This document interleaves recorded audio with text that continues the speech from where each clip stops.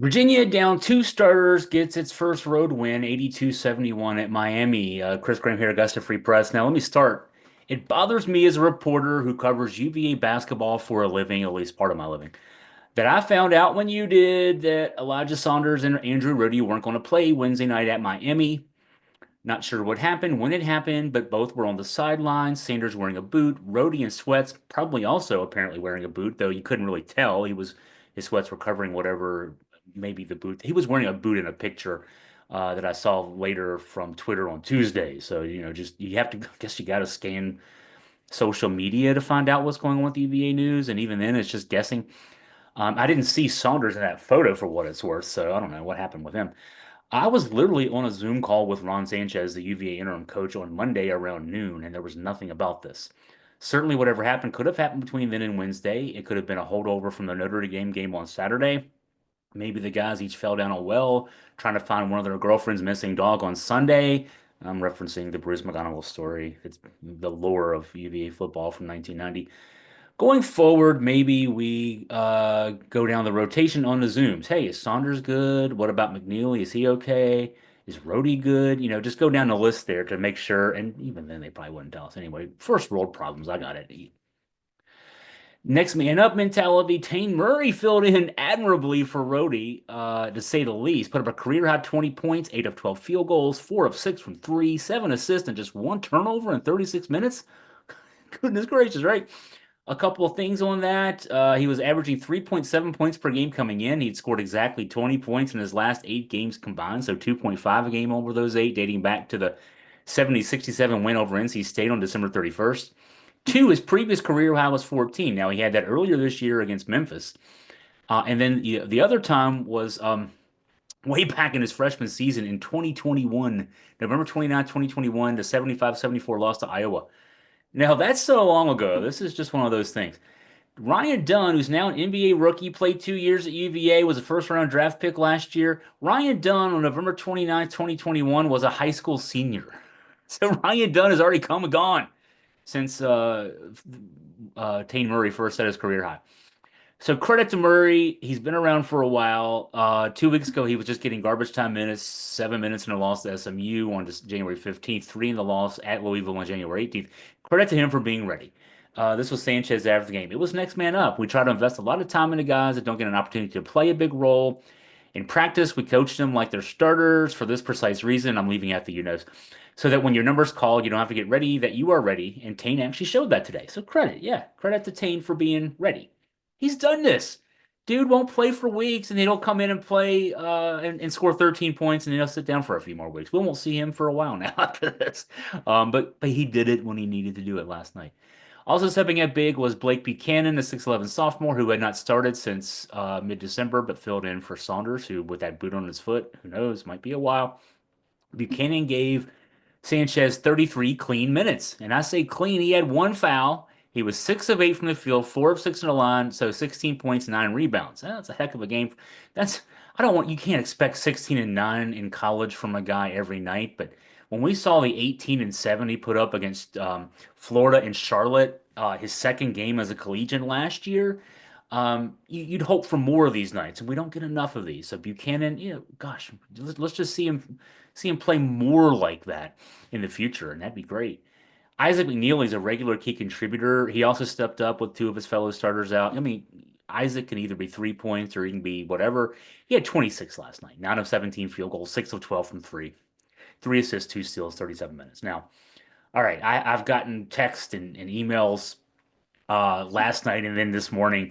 Hey, the offense looked good without Rhodey and Saunders. Maybe they're holding things up. Miami's not good. 20 straight ACC losses now, including the ACC tournament last year. And you remember this 20 game losing streak in ACC play started last year against Virginia and JPJ, 60-38 loss on February 5th, 2024. You might remember I wrote about this. Jim Larranaga, now the former Miami coach, who had them in the Final Four just 2 years ago. The 27-second press conference after that loss, he just kind of came in, got one question, said thanks, and left. Um, Miami coming into that one, I mean, so again, they were coming off a Final Four. They were 15-7 going into that night, 6-5 in the ACC. You're in contention for an NCAA bid. Um, that was the first of 10 straight losses to end the season. And now this season 4-17, 0-10 in the ACC. Started 3-0. They've lost 17 of their last 18. Oh my God. We think we have it bad, UVA fans. Nothing like that. Again, they were in the Final Four 2 years ago. Virginia and Miami 2 seasons ago, 2022, 2023, tied for the regular season title. Again, Miami was in the Final Four that year. They're 4-17 now. Now, Virginia put up a season high 82 points in this game, shot 54.9% from the field, had 11 made threes, 11 makes at the rim. All good numbers. 15 of 20 at the foul line. We don't often get to the foul line that much, but I don't want you getting too excited about that. Miami ranks 352nd nationally in adjusted defense, according to Ken Palm.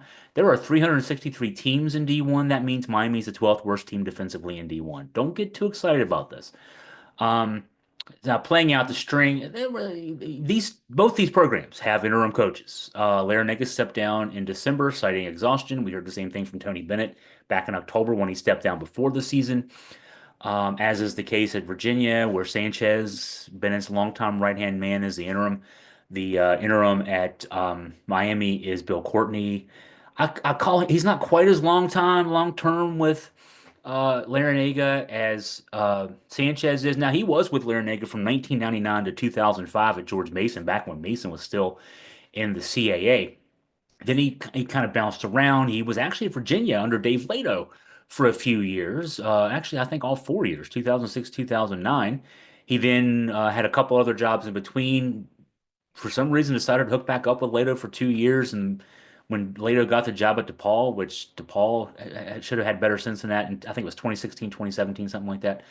Then he got back with Larranaga. I want to say it was 2019. He's been there since. Um, I say all that to say now, Bill Courtney's been part of good basketball. He's been part of bad basketball. He's 4-7. I mean, he's not 4-17. He's part of a 4-17 team. I guess I don't think they've won since he took over. So he's like 0-9 now as an interim coach. Um, Here was a quote. A reporter asked Sanchez about this, and Sanchez said, "Bill and I are doing the best we can with the hands we've been dealt to honor our students, honor our universities, to make sure we work hard for our athletic directors and our presidents and our fan bases. We can't control the emotional state of our players losing their head coaches. That's real, but I can guarantee you that Bill and his staff are working their tails off, and our just like our staff is working their tails off every single day. And that's all you can do. I wrote a column earlier this week. It's a bad hand for everybody. It's a bad hand for Ron Sanchez. He's never going to get another shot at a job like this ever again. He'll get another assistant job. He's a solid coach. He's just, maybe not ACC head coach material. And that's even just judging on one season with a roster that was a 2 year developmental roster. So fair or unfair is what it is. But again, Virginia gets the win. Don't get too excited about it, but it's a win. It's better than a loss, right? So Virginia this weekend will play Virginia Tech at home in JPJ. That's a Saturday 4 o'clock tip. As I'm recording this, it's around 2:30 on Thursday. I've still got to write the Virginia Tech preview. I really want to dive into that and give you a sense of this Virginia Tech team, which I saw in person back in November get blown out by a not very good Penn State team up in Baltimore after Virginia had blown out a now pretty good Villanova team up in Baltimore.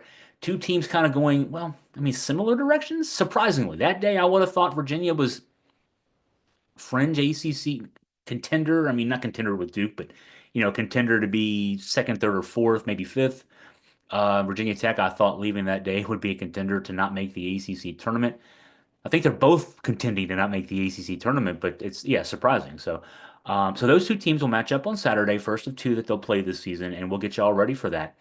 And if you have any questions for me, any comments, anything else that you want to throw my way, please drop me a line at chris@augustafreepress.com.